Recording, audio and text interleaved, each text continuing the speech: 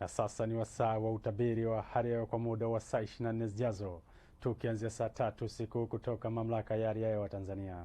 Karibu. Usiku wa leo ni matarajio yetu kuwa mikoa ya Kigoma, Tabora, Katavi, nyanda za juu kusini magharibi, kusini mwa mkoa wa Morogoro, Ruvuma, Lindi pamoja na Mtwara, mikoa hii inatarajiwa kuwa na hali ya mawingu kiasi, mvua na ngurumo katika maeneo machache.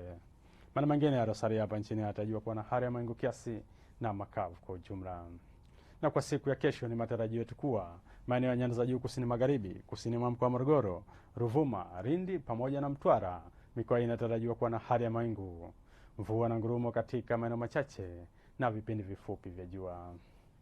Kagera, Geita, Kigoma, Tabora, Katavi, Singida, Dodoma pamoja na kaskazini mwa mkoa wa Morogoro, maeneo yanatarajiwa kuwa na hali ya mawingu kiasi, mvua na ngurumo katika maeneo machache na vipindi vya jua.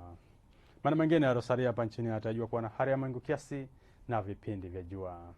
Upepo wa bahari unatarajiwa kuvuma kwa kasi ya kilomita 30 kwa saa kwa upande wa pwani ya kaskazini pamoja na pwani ya kusini. Hali ya bahari inatarajiwa kuwa na mawimbi makubwa kiasi. Ziwa Victoria, Ziwa Tanganyika pamoja na Ziwa Nyasa, upepo wa ziwa unatarajiwa kuvuma kwa kasi ya kilomita 20 kwa saa. Hali ya ziwa inatarajiwa kuwa na mawimbi madogo. Kwa upande wa Ziwa Rukwa, upepo wa ziwa unatarajiwa kuvuma kwa kasi ya kilomita 10 kwa saa. Hali ya ziwa inatarajiwa kuwa na mawimbi madogo. Naam, mpenzi mtazamaji, mpaka hapa kutoka Mamlaka ya Hali ya Hewa Tanzania hatuna la ziada. Asante na nikutakie usiku mwema.